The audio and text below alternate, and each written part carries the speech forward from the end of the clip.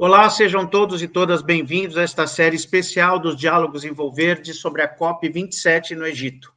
Nós contamos com os apoios da Universidade Metodista, por meio dos estagiários da redação multimídia e dos alunos dos cursos de AD. E também contamos com os apoios da Vivo e do Fundo JBS pela Amazônia. Vamos acompanhar um exemplo desse trabalho? Eu sempre gostei da terra, porque minha família no Pernambuco faz parte da agricultura, né? Então tá no sangue. Aí quando eu vi isso aqui, eu falei, vou comprar esse pedaço de terra. Eu vou plantar cacau, vou reflorestar, vou tentar fazer o contrário. Quando eu cheguei aqui, alguém estava saindo para as serrarias e eu estava entrando com uma caminhonete cheia de muda de cacau, muda de açaí. Aí me chamaram de louco. O José Antônio faz parte do Restaura Amazônia, um projeto que mostra que conservar a floresta e desenvolver a economia local podem caminhar juntos. É por isso que o Fundo JBS pela Amazônia apoia e investe nessa iniciativa. Eu só quero daqui uns 100, 200 anos eu ser reconhecido numa turma que passou construindo e não numa turma que passou destruindo. Juntos a gente faz melhor e mostra que a grande riqueza é a floresta viva. Fundo JBS pela Amazônia. Juntos pelas pessoas, juntos pelo planeta. Bom, são muitos os fatores que contribuem para o agravamento do aquecimento global e das mudanças climáticas. E diversos setores produtivos são responsáveis por boa parte dessas emissões. E eles também podem agir para mitigar essas emissões por meio de ações e projetos. É o caso do Fundo JBS pela Amazônia, que foi criado por uma das maiores multinacionais brasileiras do ramo na produção de alimentos e presente em mais de 20 países. Para falar desses projetos, a convidada dos Diálogos em Verde é Andréa Azevedo, que recentemente voltou da Conferência Climática lá no Egito. Ela é diretora de programas e projetos do Fundo JBS para a Amazônia, que é uma organização que promove a conservação da floresta e o desenvolvimento socioeconômico das comunidades locais da floresta amazônica. Andréa tem mais de 15 anos de experiência em projetos focados em meio ambiente, transformação social e desenvolvimento institucional. Também tem experiência em ambientes de governança multi-stakeholders, principalmente focado na Amazônia, envolvendo o setor privado, governos e sociedade civil, sempre ligado a questões sobre o ESG. Olá, Andréia, obrigado por estar aqui com a gente. Obrigada, Reinaldo. Um abraço a todos que nos assistem agora. E também dar um bom dia aqui para Alice Marcondes, que vai estar aqui comigo nessa conversa com a Andréia. Ela é editora do portal da Envolverde, né? Nossa editora executiva, editora-chefe. Bom dia. Não, bom dia não. Olá. Olá, Alice. Oi, Reinaldo, Andréa, quem está aqui com a gente acompanhando essa conversa. Bem-vindos todos. Bom, inicialmente, André, eu gostaria que você falasse um pouco como é que foi a tua participação na COP e também os objetivos, né, para o fundo estar presente na conferência. Tá ótimo. Bom, acho que antes de falar da COP, é importante que as pessoas saibam que o fundo é, de fato, uma ação de responsabilidade social da empresa JBS, né, no Brasil, focado num ambiente, num bioma que é a Amazônia, que de fato ela tem vários negócios, mas que vai além das cadeias dela e que vai além dos lugares onde ela trabalha. Acho que talvez esse seja um grande diferencial do fundo, né? E isso é importante para a companhia, dar esse retorno também para a comunidade. A JBS tem as suas metas ligadas à Net Zero 2040 e também a finalização de qualquer desmatamento até 2025. É um tema duro, né? Não é um tema simples e você não consegue apertar um botão e acabar com o desmatamento da noite para o dia, mas obviamente que as empresas têm um papel importante e eles têm lá as suas metas. Isso não invalida o papel do fundo. O fundo não está a serviço da empresa JBS, mas ele trabalha com a cadeia, por exemplo, num ambiente pré-competitivo, com a cadeia de pecuária sustentável, voltada à agricultura familiar, à produção de bezerros sem desmatamento. Então, ela tem, de fato, uma conexão com a cadeia, né? Então, eu acho muito relevante, tem anos, como você bem disse, que eu trabalho na Amazônia, e eu vejo pouco as empresas trabalhando nesse sentido, de ir além das suas cadeias e dos seus territórios de atuação. Né? Então, eu acho super relevante essa iniciativa e, por isso, eu estou aqui, né, no fundo, trabalhando para que, de fato, seja o melhor possível e, de uma maneira geral, melhorando o ambiente de negócios sustentáveis na Amazônia, de negócios que também valorizem a floresta em pé. Então, o fundo tem essas duas grandes questões que ele olha. Ele olha a questão das áreas degradadas, como que você consegue trabalhar melhor isso, a recuperação, que, por sinal, se falou muito na COP, né? E a COP teve, pela primeira vez, um pavilhão de alimentos, né? O Food Pavilion, que começa a discutir o papel da segurança alimentar e também da segurança climática a partir de uma produção de alimentos de uma maneira mais sustentável, sem emissão de gases, né, como é hoje, ou na redução, o que a gente chama de uma agropecuária de baixo carbono, ou na linha do baixo carbono, quiçá na neutralidade do carbono, né? Então, esse é um tema que o fundo trabalha, que é a recuperação de áreas degradadas voltadas à agricultura familiar. E um outro tema que a gente trabalha é como é que você mantém a floresta em pé, gerando negócios a partir dessa floresta em pé. Porque esse é um grande desafio, né, Reinaldo e Alice? Aline? Alice. Alice, desculpa, tá pequenininho. Então, esse é um grande desafio. Quando você tem as áreas abertas, você sabe mais ou menos o que tem que fazer. Obviamente que, às vezes, falta um recurso, falta assistência técnica, mas a gente ainda não tem uma receita, digamos assim, de países no mundo que conseguiram ter prosperidade a partir, com a maior parte das suas áreas florestadas, principalmente a floresta tropical. E é uma riqueza muito grande, né, de biodiversidade, de outros serviços ambientais, e está mais do que claro, isso também foi um tema, de novo, na COP, a importância que a Amazônia tem e a importância que tem a zerar o desmatamento, né, dentro desse bioma, para que, de fato, não. O bioma, zerar o desmatamento, ele ajuda principalmente para a nossa própria agropecuária no Centro-Sul, né? Então, começa o Brasil é o beneficiário. Mas isso não é uma coisa simples e a gente precisa muito do papel do Estado também, para além das empresas, né? Para a gente conseguir chegar nesses objetivos. Então, isso foi muito falado na COP, principalmente ali nos 3 espaços do Brasil, principalmente no da Amazônia Legal e do Hub da sociedade civil, os desafios que a gente tem pela frente nesse governo que começa para conseguir reduzir bastante o desmatamento, já que a gente teve uma piora muito grande nesses últimos 3 anos, nesses últimos 4 anos, né? Então, a nossa, assim, só para fazer um wrap-up aqui, a nossa participação foi muito em torno desses 2 temas que a gente conversou lá, que é que eu estou falando aqui, né? E a gente teve participação em 3 painéis, um painel que falou da agricultura de baixo carbono, um painel que falou da bioeconomia, né?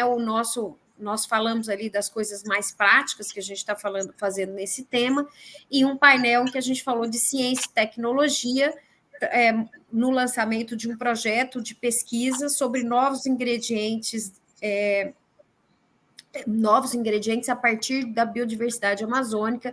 A gente está investindo uma pesquisa de 3 anos e meio, são 5 pesquisas, inclusive uma pesquisa falando até dos cogumelos aí, né, amazônicos, mas de maneira geral tentando olhar os resíduos dessas cadeias da floresta. Então, o que você faz com o caroço do açaí, o que você faz com o cupuaçu, como que se aproveita mais. Então, todo em volta de uma economia circular e do reaproveitamento desses resíduos. Legal.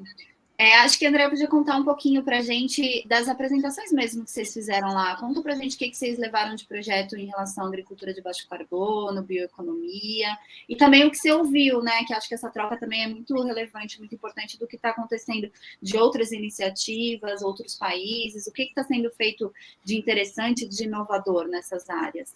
Uhum. Então, Alice, na verdade, a gente falou, na parte de agricultura de baixo carbono, antes de falar o que a gente falou, assim, deixa eu só explicar como que o fundo está construído hoje, a nossa estratégia, talvez isso ajude. A gente tem 3 eixos de ação, baseado nesses 2 grandes questões que eu levantei. Um é ciência e tecnologia, né?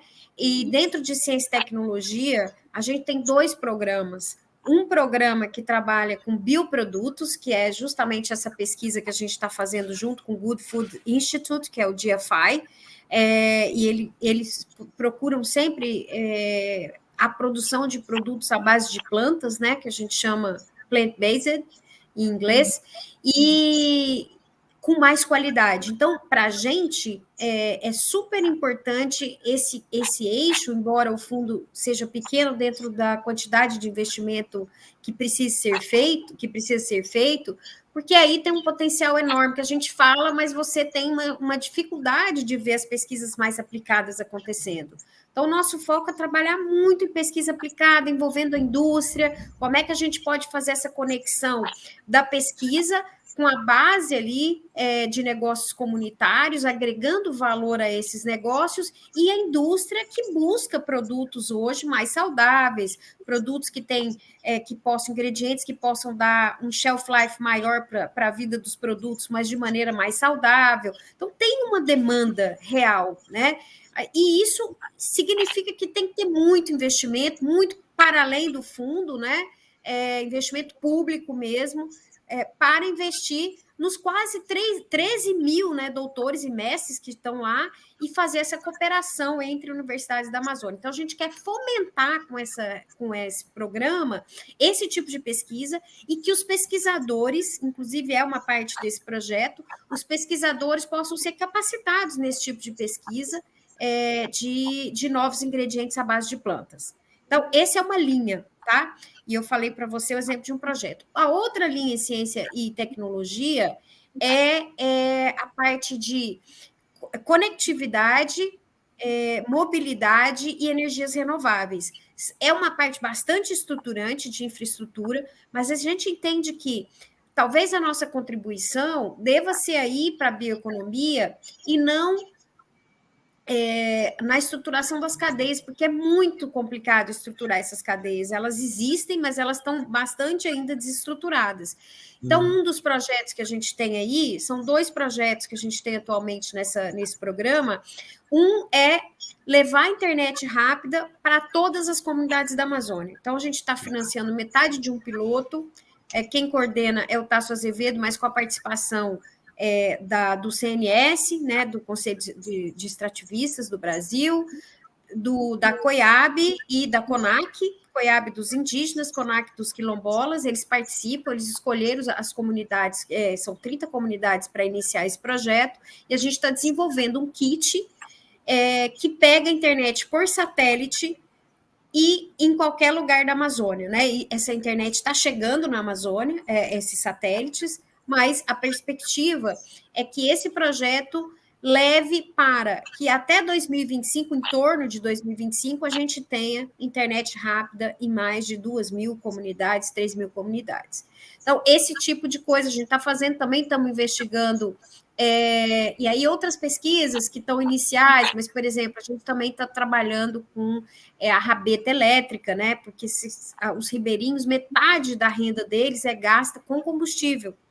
E é combustível fóssil, né? O diesel e tudo mais. Então, se a gente arruma uma forma de reduzir isso a partir de pontos de energia solar, de baterias que podem ser recarregadas, você tem aí um sistema em que ele tenha 50% pelo menos de economia, mesmo que ele tiver que comprar o motor e o barco, e aí entra microcrédito que você pode fazer e tal. Então, tem uma miríade aí de coisas que são estruturantes e que resolvem grandes problemas.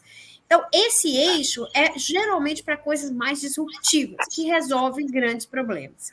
Aí tem um eixo de ciência e tecnologia, de cadeias produtivas de áreas degradadas, e esse foi o foco da nossa fala na COP, um dos focos da nossa fala na COP. O que a gente tem? A gente tem um grande projeto hoje chamado Restaura Amazônia, que é no estado do Pará, na região da Transamazônica, né, onde ainda tem muito desmatamento. O foco é agricultura familiar, propriedades mais ou menos de 50 hectares, em que a gente trabalha a propriedade como um todo, olhando o aumento de produtividade de bezerros, né, na pecuária, e também a produção de sistemas agroflorestais, plantio de sistemas agroflorestais, com foco no cacau. O cacau é o principal produto.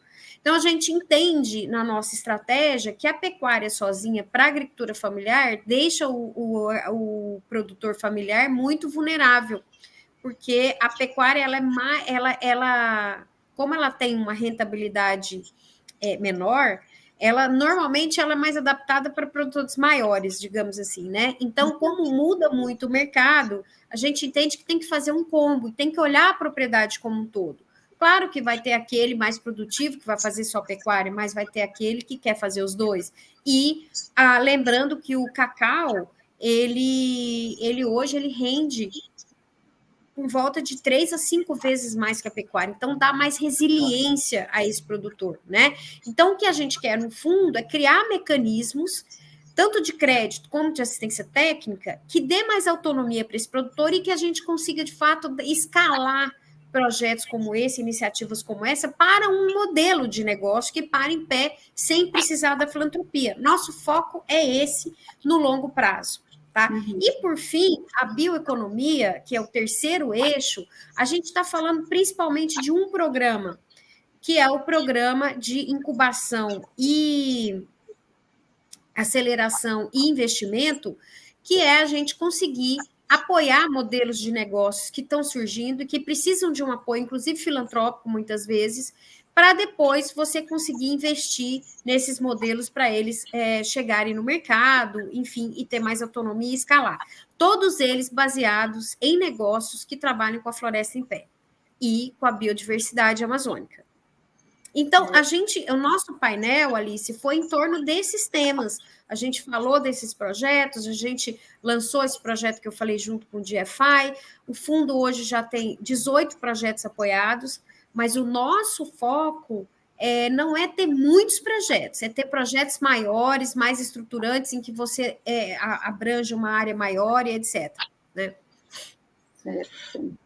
O André, você falou da questão do que se espera do novo governo, né? A gente imagina não só a posse do novo governo, mas na própria COP se mostrou o protagonismo da Amazônia, uma coisa assim impressionante, a importância que está se dando à maior floresta tropical do mundo. Portanto, mesmo que não houvesse um novo governo, a gente teria, de certa maneira, investimentos voltados para a Amazônia. Mas, a partir do novo governo, a gente imagina que isso, de alguma maneira, seja facilitado. E você falou, precisa do poder público, por exemplo, para se evitar a questão do desmatamento ilegal, queimadas e tudo mais. Senão, fica muito difícil para o fundo JBS pela Amazônia trabalhar no bioma, tendo contrários, né, o tempo todo atuando para prejudicar o avanço dos projetos.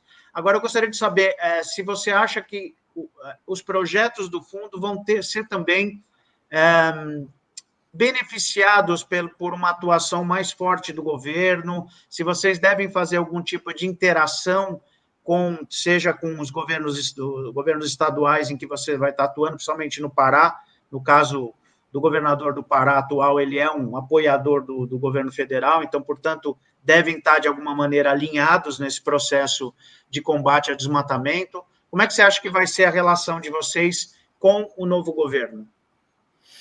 Olha, um fundo como esse, de fato, tem que estar alinhado. Inclusive, a gente foi convidado e a gente ficou muito ali no pavilhão, né, dos governadores do estado, dos estados da Amazônia, e a gente já tem esse envolvimento com os governos estaduais, então os projetos que a gente apoia já fazem parte de uma plataforma que eles têm ali, de territórios sustentáveis, né? A gente conversa sobre a parte de regularização ambiental dessas propriedades envolvidas, porque isso é fundamental para crédito, conversa sobre a regularização fundiária.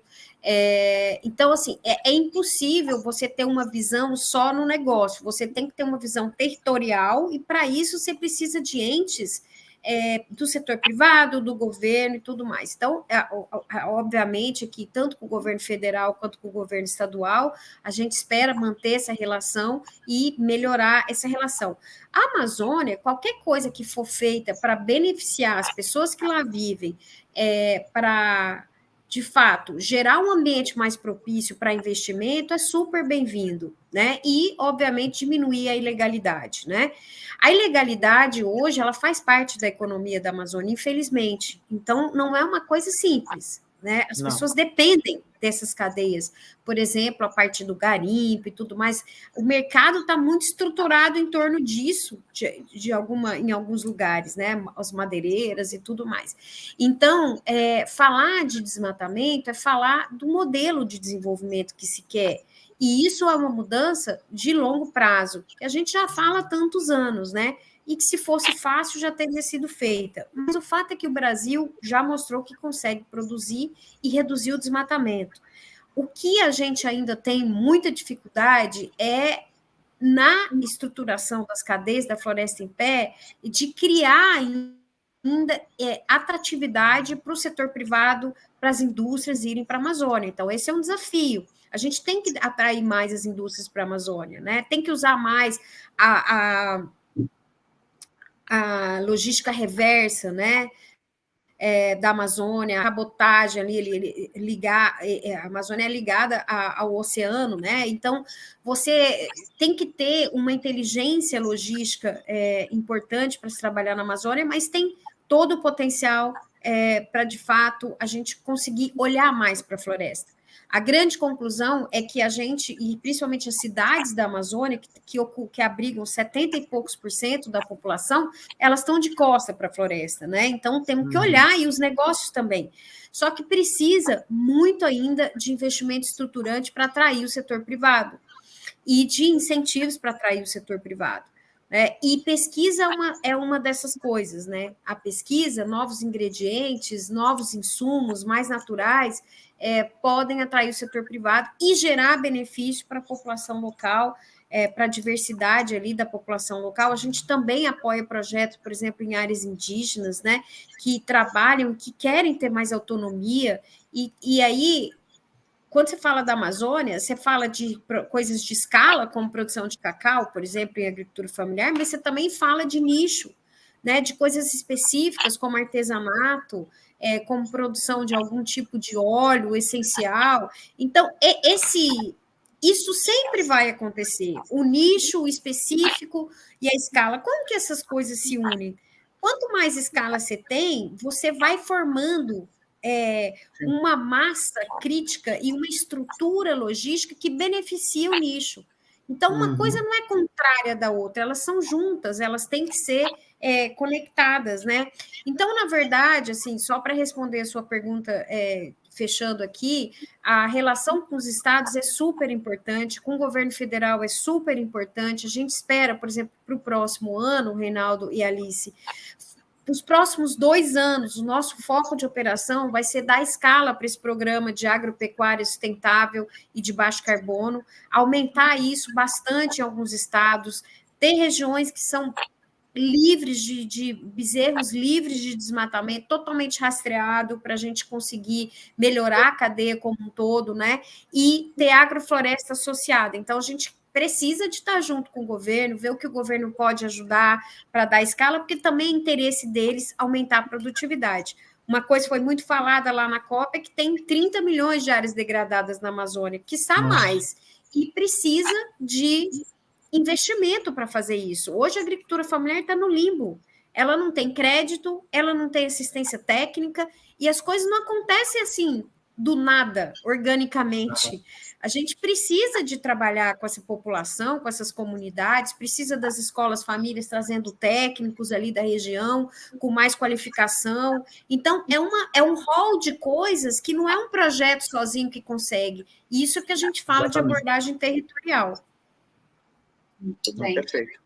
E você, tantos anos, André, acompanhando, trabalhando nessa área, você acha que a gente está na COP27, né? Então, né, já estamos falando sobre esses assuntos há muito tempo.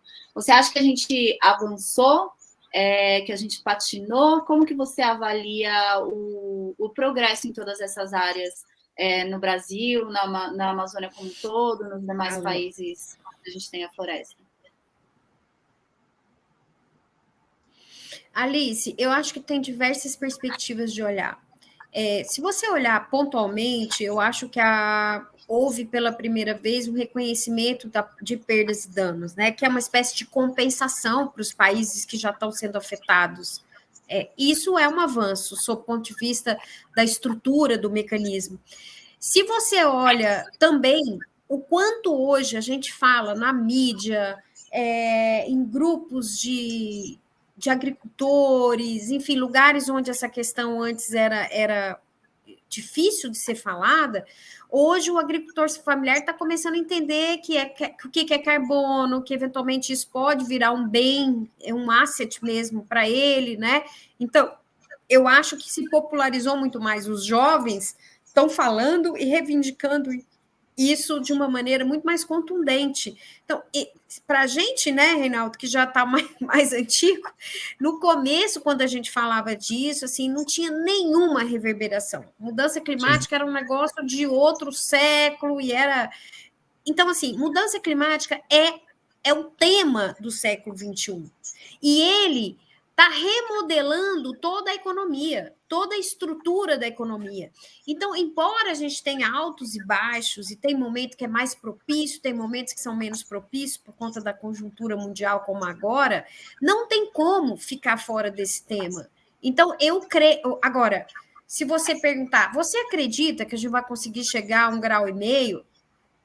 O que eu acho? Eu acho que a gente ainda está muito aquém do que deveria. Então, esse esforço ele tem que ser muito mais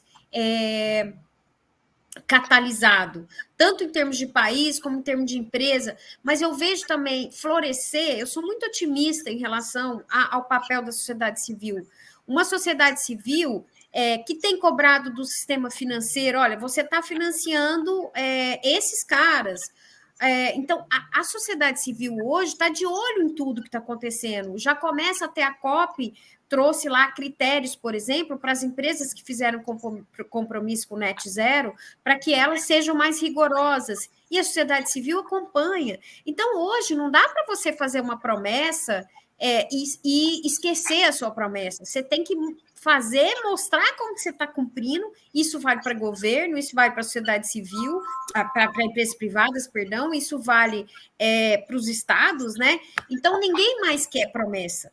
A gente precisa de promessa, sim, é importante o comprometimento, né? Você lançar uma pedra, mas você tem que saber que você vai ter que cumprir, porque você vai ter que ser cobrado, porque você vai ser cobrado a mostrar o que você está fazendo. Então, assim, eu, de uma maneira geral, eu sou otimista que a gente está mudando, mas eu sei de que a gente tem, sobretudo essa transição energética, desafios imensos, porque se a gente continuar da forma como está, a gente não chega a 1,5 graus. E muita gente já está falando que 1,5 graus ficou no papel, que a gente deve chegar e que os modelos de negócio já estão trabalhando com 1,8, com 2 graus de aquecimento. Se você fala com cientistas, eu conversei com o professor Carlos Nobre lá, né, com o Carlos Nobre, eles estão pessimistas também em relação a como a gente está indo, né? Principalmente agora na Europa, você vê ainda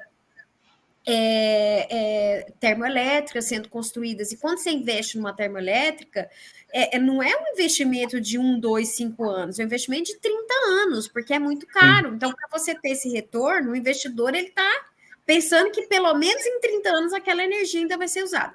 Enfim, eu acho que tem vários aí desafios à frente, mas não dá para a gente ter um olhar só. Eu acho que quando você olha essa bolha, você tem que ver que nós estamos num processo profundo de mudanças, profundo, né? E tem que ter muito dinheiro, muito investimento para pesquisa e tecnologia. Então, uma das grandes cobranças, inclusive feita pelo presidente eleito Lula, é do recurso para os países em desenvolvimento, para mitigação, mas também para adaptação e agora compensação, né? Aí as perdas e danos, falando muito de como que você ajuda esses países mais pobres. O Brasil é um país que tem uma coisa única, é metade da maior floresta tropical do mundo, né? E a gente também tem que usar isso positivamente para a questão climática. Então, eu acho que a gente tem bastante potencial para a gente fazer o que tem que fazer e ter renda com isso, inclusive. Então, aí o nosso futuro é um futuro agroambiental, com certeza. Bom, já estamos indo. Você quer falar alguma coisa, Alice? Por favor. Não, pode ficar à vontade, Rei. Não, só para a gente finalizar, a gente vê o seguinte, que o mundo estava trabalhando muito com a questão, você falou, né, Andréia, da guerra, falou da questão das termoelétricas que estão sendo construídas e religadas na Europa, que é um grande problema. Então, o foco sempre tem sido, né, nas últimas COPs, a questão da transição energética. Mas no Brasil, para o Brasil principalmente, ela é importante, a gente tem visto o crescimento da energia eólica, da energia solar de uma maneira extraordinária. Mas você acha que a partir desta COP está sinalizando que a agricultura passa a ter, a agropecuária, na verdade, passa a ter um protagonismo também em ações e projetos para o combate às mudanças climáticas? Porque nós temos uma realidade diferente do mundo, nós já temos uma matriz energética um pouco mais limpa, então nossa questão é um pouco diferente, ela está muito ligada ao desmatamento, que a gente sabe, as queimadas, mas também o potencial gigantesco que nós temos no setor agrícola, né? Então, tanta coisa que pode ser feita para mitigar as mudanças climáticas no campo. Mas você acha que isso já está se tornando um protagonismo, principalmente na visão do novo governo? Olha, isso não vem dessa COP, né? Eu acho que já para o Brasil essa questão do uso do solo é a grande questão, né? É a grande mudança, é a grande reflexão que a gente tem que fazer. A gente e os países cobram isso do Brasil, né? E o Brasil sempre reivindica também que eles precisam mudar. Então, não dá para o Brasil, se o Brasil hoje zerar o desmatamento, isso são palavras nem são minhas, são de cientistas, e tudo continuar em termos de energia, a gente vai perecer igual em relação à mudança climática. Mas o Brasil tem um papel importante para o próprio Brasil, como eu falei. Então, assim, você continuar desmatando a Amazônia, você influencia no sistema de chuva, que afeta a nossa própria agropecuária. Então, isso está claro, eu acho que o setor já sabe isso, está bem claro. O que você precisa hoje de fazer para você investir mais no aumento da produtividade dessas áreas? É caro, viu, gente? Não é barato, você não tem necessariamente esse retorno no primeiro ano, no segundo ano. Então, são investimentos de longo prazo. Você precisa, primeiro, de fechar a fronteira. Então, o comando e controle é super importante.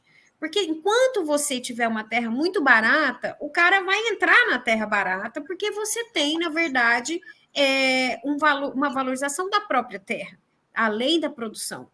Tá? E principalmente fechar a fronteira em relação à ilegalidade, né? A grilagem e tudo mais. Então, isso é super importante que aconteça. Para que ele, dada que a fronteira fechou, você consiga investir na sua própria propriedade para aumentar a produtividade. Então, isso é fundamental. A segunda coisa é crédito. É importante você ter crédito paciente, juros baratos e longo prazo. Então, o ABC tinha que ser para o Brasil todo e não só um pedacinho do crédito, né, para fazer essa transição. Isso é super importante. E quando a gente fala de agricultura familiar, a gente tem que pensar que comando e controle não resolve o problema. Eu sempre falo isso porque eu vivi isso. Quando o Brasil reduziu o desmatamento, eu trabalhava no Instituto de Pesquisa Ambiental da Amazônia, no IPAM, e eu pesquisava, eu fui pesquisadora muitos anos na minha vida, não sei se vocês acompanharam. Travou? Travou. Você voltou. A gente viu que o desmatamento nos assentamentos, ele diminuiu, mas proporcionalmente ele se manteve. Ou seja, hoje o desmatamento está proporcionalmente mais ou menos a mesma quantidade do que estava quando diminuiu. Que isso nos leva a refletir? Qual que é a reflexão que sai disso? O comando e controle tem um limite para a agricultura familiar, porque ele não vai escolher entre o sustento da família dele e a questão ambiental. Ele vai sempre olhar o que ele precisa para ele viver. E ele vai continuar fazendo corte-queima se for preciso. Então, na verdade, a gente precisa de dar alternativas. Então, a gente, assim, tudo mudou, o PPCDAM vai ter que ser outra coisa, né? O comando e controle é importante, mas não pode ser só isso. Você tem o artigo 41 no Código Florestal, que é um artigo de incentivos, está sem regularizar. Você tem uma série de incentivos e de agenda positiva que você tem que trabalhar com os públicos certos. E pode ser do pequeno ao grande. Então, não dá para ter uma agenda só negativa como a gente tem. Você diminui, você tira a gordura, mas você não resolve o problema. E aí, esse problema pode voltar. Então, na verdade, assim, só respondendo objetivamente o que você perguntou, o Brasil sempre, a questão do uso do solo, do desmatamento e da agropecuária é responsável por 74%, mais ou menos, aí, da emissão de gases de estufa, mas, por outro lado, tem um potencial imenso de reverter isso. Isso é um papel que não é só das empresas, é um papel que é do Estado, muito voltado com políticas públicas também, mas também é um papel em que as empresas podem ter um lugar importante. Andréa, muito obrigado aqui pela tua participação com a gente, nos diálogos aí, especial COP. Obrigado, Alice. Muito bom ter aqui você com a gente também. E muito obrigado também ao apoio da Cátedra Unesco MESP, as parcerias com a Universidade Metodista, a Paula Yoshi, da equipe da Envolverde, responsável pela realização desse encontro. E os apoios do Fundo JBS pela Amazônia e também da Vivo, por meio da campanha Recicle com a Vivo. Vamos conferir. O Brasil é um dos maiores produtores de lixo eletrônico do mundo. Now it's time to change the world together.